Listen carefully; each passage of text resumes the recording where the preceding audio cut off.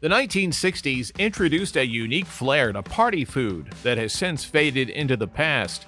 From fondue to stuffed cherry tomatoes, these bites were once staples of every gathering. But why did we forget these delicious treats? Join us as we revisit 15 memorable party food favorites from the 1960s we abandoned. Fondue, a Swiss cheese dish, became a popular choice at social gatherings in the 1960s. First introduced to a global audience at the 1964 New York World's Fair in the Swiss Pavilion's Alpine restaurant, fondue involves melting cheese in a shared pot. Diners dip bread, vegetables, or meat into a warm mixture. The Swiss Cheese Union promoted fondue in the 1930s to increase cheese consumption in Switzerland, which led to its eventual popularity in the United States. By the 1960s, fondue sets were common in American homes, making the dish a fashionable way to entertain. Fondue's simplicity, social nature, and versatility, including variations like chocolate fondue and oil-based fondue bourguignon, contributed to its widespread appeal. Fondue's rise to fame made it a staple at parties. But what about other trendy appetizers? Before we explore it, don't forget to like and subscribe to the channel. In the 1960s, smoked oysters became a popular party food, especially in the United States and Australia. These tinned treats were seen as a luxury item and were frequently served at cocktail gatherings. Smoked oysters first appeared in American newspapers in the 1920s, having started in Chinese cuisine before becoming a part of Western diets. They were typically offered on crackers or cheese biscuits, making them an easy yet stylish appetizer. Their rich, smoky taste and unique texture made them a hit at social events. In the 1970s, changing food preferences caused smoked oysters to lose popularity, but they are still remembered today for their unique charm. Smoked oysters lost their party appeal in the 1970s, but what about the next party favorite? Let's explore the rise of the party cheeseball. The party cheeseball became a favorite appetizer in the 1960s in the United States. This dish is made by blending soft cheese with ingredients like herbs, spices, and sometimes dried fruits. It's then shaped into a ball and coated with nuts or seeds. While cheese balls first appeared in the early 1800s, they reached peak popularity during the mid-20th century. In the 1960s, cheese balls became a go-to snack for social gatherings and cocktail parties because they were easy to make in advance, saving time for the hosts. Their versatility allowed for countless variations, from savory mixtures with garlic and chives to sweeter options with pineapple and nuts, making them a crowd pleaser at parties. After a party cheese ball, what other iconic 1960s dish became a staple in American homes? Let's explore Porcupine Meatballs next. Porcupine Meatballs became a popular dish in American homes in the 1960s, appreciated for being tasty, affordable, and easy to prepare. Made from ground beef mixed with uncooked rice, the rice grains poke out as they cook, giving the meatballs their distinctive porcupine look. This dish actually dates back to the Great Depression, when people looked for ways to stretch their limited supply of meat by adding rice. In the 1960s, porcupine meatballs rose to fame as a comforting meal and were typically cooked in a tomato-based sauce, which kept them juicy and flavorful. With simple ingredients like ground beef, rice, onions, and canned tomato soup, this budget-friendly recipe became a favorite at family dinners and potlucks. After enjoying a nostalgic meal like porcupine meatballs, you might wonder what dip could complement it. Let's explore the rise of Lipton onion soup dip next. Lipton onion soup dip, known as French onion dip, became a beloved party snack in the 1960s.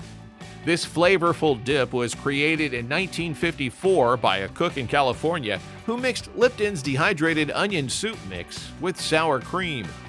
The recipe spread quickly, and by 1958 it appeared on every box of Lipton soup mix, allowing even busy hosts to make it with ease using just 2 ingredients. Lipton promoted the dip widely, even advertising it on the popular TV show Arthur Godfrey's Talent Scouts, which boosted its popularity. Served with potato chips, crackers, or vegetable sticks, the dip's creamy, tangy taste made it a must-have at gatherings and a hallmark of modern, convenient entertainment. Lipton onion soup mix became a party favorite. But what other fun and simple snacks made their mark? Let's explore snakes in a blanket. In the 1960s, snakes in a blanket became a popular party food, offering a playful twist on the traditional pigs in a blanket. This dish is made by wrapping cut asparagus in dough and baking them until they turn golden brown. The green asparagus ends poke out of the tops of the rolls, giving them their snake-like appearance. This simple dish also included a savory mix of melted cheeses like provolone, Swiss, and mozzarella, which contrasted perfectly with the crunchy asparagus. Hosts appreciated how easy it was to make in advance, allowing more time to focus on other party details and making it a favorite choice at casual gatherings. After enjoying a playful twist on a classic dish, have you ever wondered about another 1960s favorite? Let's explore chicken liver rumaki and its exotic origins. Chicken liver rumaki became a popular appetizer during the 1960s, especially at cocktail parties. This dish is made by wrapping chicken livers and water chestnuts in bacon, then marinating them in a blend of soy sauce, ginger, and brown sugar. The origins of rumaki are somewhat mysterious, but it's thought to have been invented in the 1940s at Don the Beachcomber, a famous tiki bar. By the 1950s and 1960s, it had become a regular menu item in Polynesian-themed restaurants like Trader Vic's. The unique combination of crispy bacon, tender chicken liver, and crunchy water chestnut made for a flavorful, bite-sized treat that was easy to enjoy on skewers, adding a touch of exotic flair to any gathering. While enjoying the crispy and flavorful chicken liver rumaki, what could be the next bite-sized treat? Let's explore the smooth and creamy allure of smoked salmon mousse. Smoked salmon mousse was a much-loved party dish in the 1960s, famous for its smooth, creamy texture and rich taste. This stylish appetizer was presented in decorative molds, adding visual appeal to social gatherings. The mousse was a blend of smoked salmon, cream cheese, mayonnaise, and gelatin, creating a savory spread with a silky finish. Lemon juice, dill, and paprika were included to boost the flavor, and the mixture was chilled until firm. Then garnished with fresh herbs or vegetables like cucumber slices and radishes. This dish was economical, stretching the luxury of smoked salmon by mixing it with pantry staples. Smoked salmon mousse was enjoyed with crackers or as a dip, showcasing mid-century culinary creativity. Smoked salmon mousse was a 1960s party classic, but what other appetizers stood out during the era? Let's explore the next iconic dish: pigs in a blanket. Pigs in a blanket were a favorite party snack in the 1960s because they were simple to make and tasted great. This classic appetizer involved wrapping small sausages, known as Little Smokies, in crescent roll dough, then baking them until golden brown. The crescent dough gave the snack a buttery, flaky texture that was delicious on its own. To boost flavor, some recipes spread mustard or cheese inside the dough before adding the sausages, making each bite more savory and satisfying. Easy to prepare, they became a popular choice for hosts wanting to serve something quick and tasty. These snacks were also served with dipping sauces like ketchup, mustard, or barbecue sauce, which made them even more appealing. Pigs in a blanket were the ultimate crowd pleaser, but what about another comforting classic? Let's explore scalloped corn next. Scalloped corn was a beloved dish at 1960s gatherings. Famous for its creamy, comforting taste, this casserole combined sweet corn with a rich mixture of milk, eggs, and butter, creating a delicious blend of flavors. A topping of crushed crackers or breadcrumbs added a satisfying crunch to every bite. Cooks would mix cream-style corn with whole kernel corn for the perfect balance of textures. while ingredients like onions, pimentos, and sometimes cheese gave it a savory boost. This flavorful mixture was then baked until it was golden and bubbly, making it an attractive dish on any table. Scalloped corn brought warmth and a delightful depth of flavor to mid-century dining, adding joy to many family gatherings. Scalloped corn was a beloved dish that brought warmth to many gatherings. But what about a dish that took center stage at extravagant parties? Let's explore beef Wellington next. Beef Wellington was a standout dish at 1960s parties.